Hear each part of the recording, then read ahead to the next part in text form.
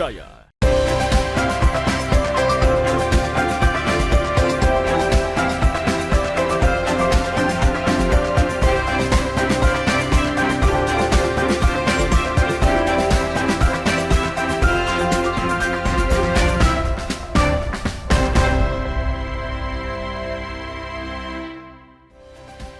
Selamat pagi saudara, apa kabar Anda hari ini? Senang sekali saya, Linda Wirawan, dapat kembali menjumpai Anda di program Sapa Sulsel edisi kali ini.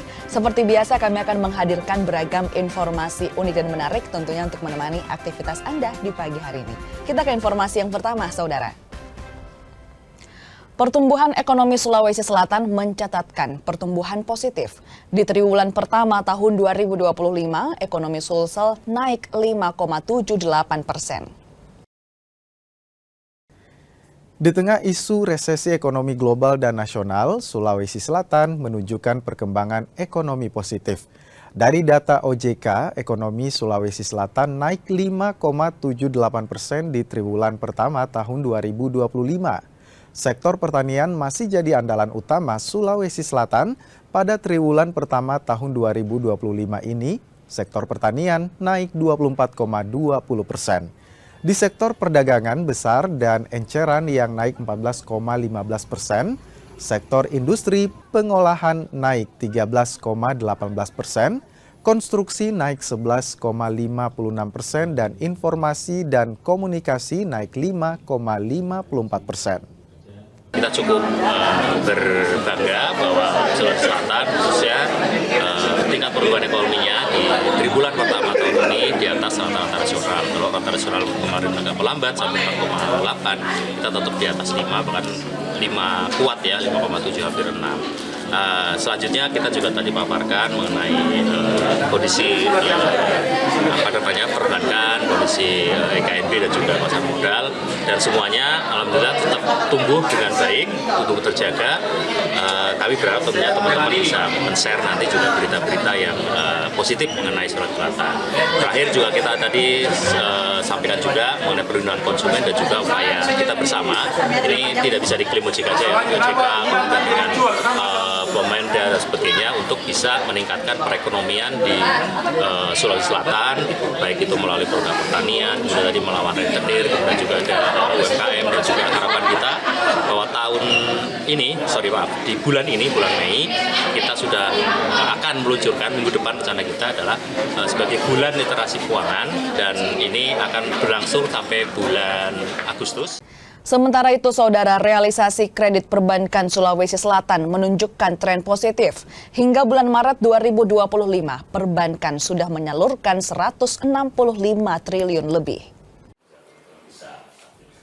Berdasarkan data Otoritas Jasa Keuangan Sulawesi Selatan dan Barat, perbankan di Sulawesi Selatan sudah menyalurkan kredit di triwulan pertama tahun 2025 sebesar 162,52 triliun rupiah.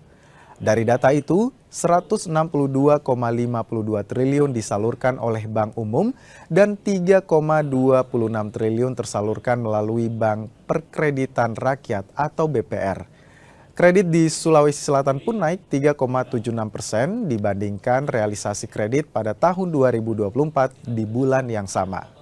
Tata nasionalnya kita sudah bagus. Jadi memang salah satu yang di Indonesia Timur yang pertumbuhannya bagus adalah kita. Kredit sendiri berimbang antara kredit produktif dan kredit konsumtif. Ini penting teman-teman karena sebetulnya kita kalau dilihat multiplier effect ya, jadi maksudnya 1 rupiah atau 1.000 atau ya 1.000 atau sejuta yang disalurkan untuk produktif, biasanya dia akan digunakan untuk jualan, untuk ada tenaga kerja, ada industri yang jalan dia kemudian pakai jasa, kalau dia buka usaha rumahan mungkin Gojek dan teman-temannya jadi laris itu sebagainya, itu cukup besar. Kalau konsumtif biasanya orang ambil motor, ASN, dapat pinjaman.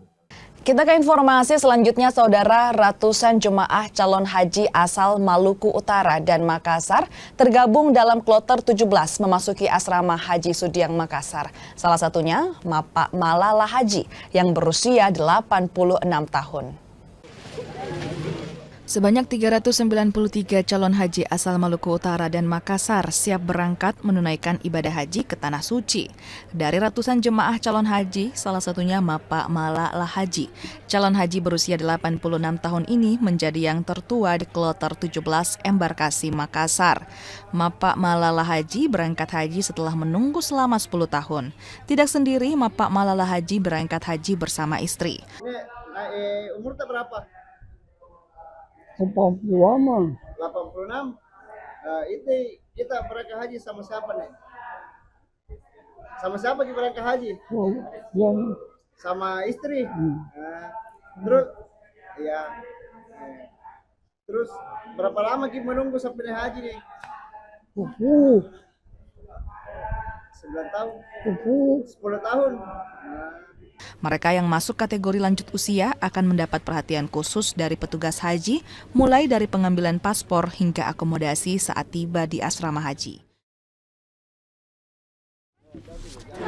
Alhamdulillah, PPIH Embarkasi Makassar hari ini telah menerima kloter 17 asal Makassar dan Maluku. Tentu kami dari PPIH Embarkasi Makassar melayani sesuai dengan program yang telah ditentukan. Khusus untuk layanan lansia, tentu kami mengutamakan layanannya, dan tentu layanan ini berkaitan dengan bagaimana percepatan agar mereka mendapatkan akomodasi yang cepat.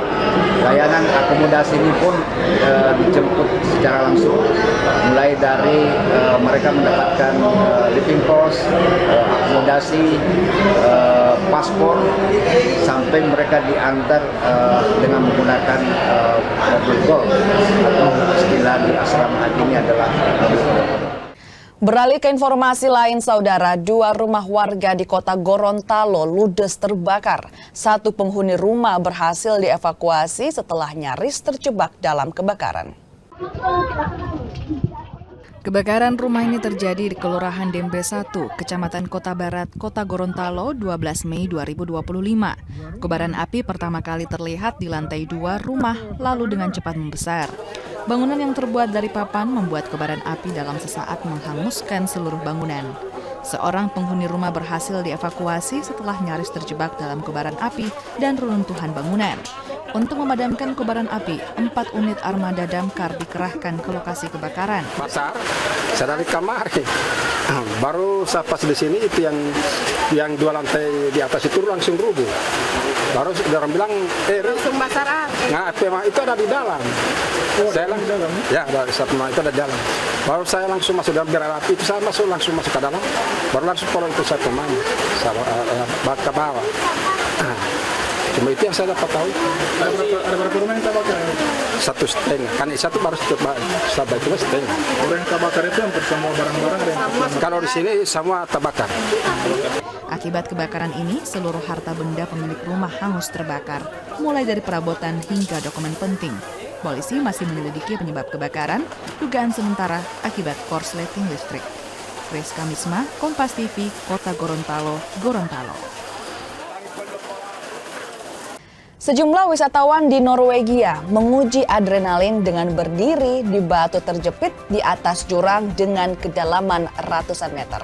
Simak informasi selengkapnya hanya di Sapa Sulsel sesaat lagi.